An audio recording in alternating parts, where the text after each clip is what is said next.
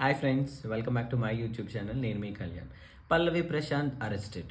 నిన్నటి నుంచి ఇదే బ్రేకింగ్ న్యూస్ అనమాట. ఎక్కడ చూసినా, ఏ ఛానల్లో ఓపెన్ చేసినా కూడా పల్లవి ప్రశాంత్ అరెస్ట్ అయ్యాడు. నిన్న పోలీసులు పల్లవి ప్రశాంత్ యొక్క సొంతూరైన గజ్వేల్కి వెళ్ళి అక్కడ అరెస్ట్ చేశారు అని చెప్పేసి బ్రేకింగ్ న్యూస్ అనమాట. ఎందుకు అంటే తెలుగు బిగ్ బాస్ హిస్టరీలోనే 7 సీజన్స్ జరిగాయి ఒక ఓటీటీతో కలిపి.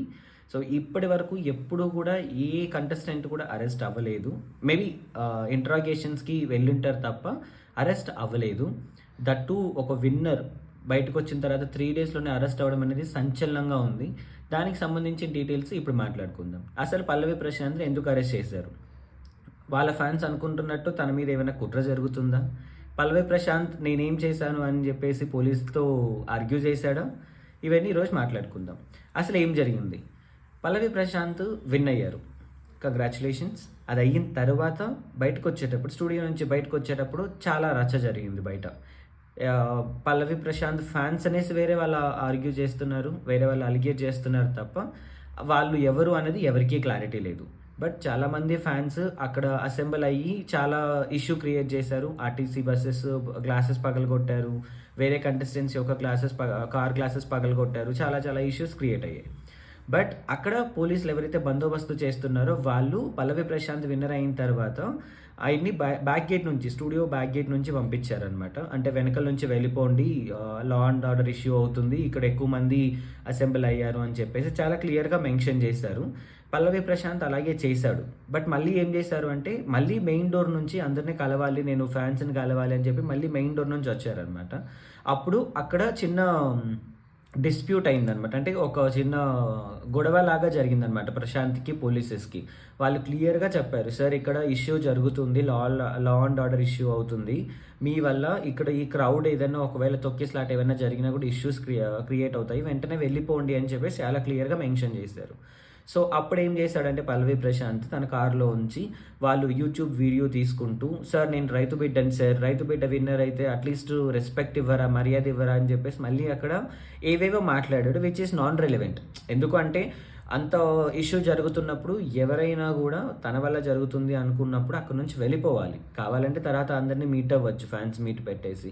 బట్ తను అక్కడ వినలేదు. సో అందుకే పోలీసు ఏం చేశారంటే అక్కడ తన మీద కేసు ఫైల్ చేశారనమాట. అంటే తన వల్లే అక్కడ ఇష్యూ క్రియేట్ అయ్యింది, law and order issue create అయ్యింది అని చెప్పి. మేబీ వాళ్ళు చెప్పినట్టు బ్యాక్ డోర్ నుంచి వెళ్ళిపోయి ఉంటే తన మీద కేసు అయ్యేది కాదు. ఎవరైతే ఫ్యాన్స్ ఉన్నారో వాళ్ళని ఇంట్రాగేట్ చేసి వాళ్ళ మీద ఎవరి మీదైనా కేసు పడేది. బట్ తను అలా చేయలేదు కాబట్టి తన మీద కేసు వేశారు. అక్కడ తన మీద కేసు వేయడానికి అదే మెయిన్ రీజన్ అనమాట. సెకండ్ థింగ్, నిజంగానే పల్లవి ప్రశాంత్ మీద కుట్ర జరుగుతుందా?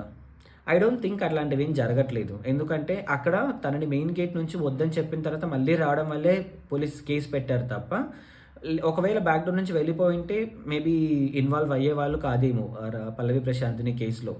తను వద్దన్నా కూడా అటు నుంచి వచ్చి వాళ్ళతో ఆర్గ్యూ చేశారు కాబట్టే వాళ్ళు అరెస్ట్ చేశారు. ఎందుకు అంటే అక్కడ పోలీస్ అనేది పబ్లిక్ సర్వెంట్స్గా వాళ్ళు ఉన్నప్పుడు, వాళ్ళు మనకి సర్వీస్ చేస్తున్నప్పుడు వాళ్ళకి రెస్పెక్ట్ ఇవ్వాలి. ప్లస్ దట్టు ఒక రెస్పెక్టబుల్ పొజిషన్లో నిన్ను విన్ చేసి జనాలు బయటకు వచ్చినప్పుడు వాళ్ళని కూడా కొంచెం కేర్ తీసుకోవాలి.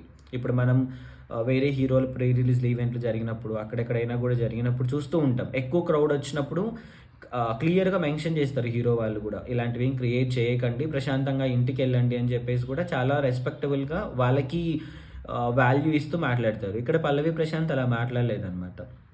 నేను వాళ్ళకి ఫొటోస్ ఇస్తాను, వీడియోస్ ఇస్తాను, యూట్యూబ్ వీడియో తీస్తున్నాను అని చెప్పేసి వాళ్ళతో ఆర్గ్యూ చేయడము, పక్కన ఫ్యాన్స్ పిలుస్తుంటే నన్ను ఏం చేయమంటారా, పోలీసులే తీసుకోవద్దంటున్నారు, పోలీసులే రెస్పెక్ట్ ఇవ్వట్లేదు అని చెప్పేసి వాళ్ళని ప్రొవోక్ చేయడము.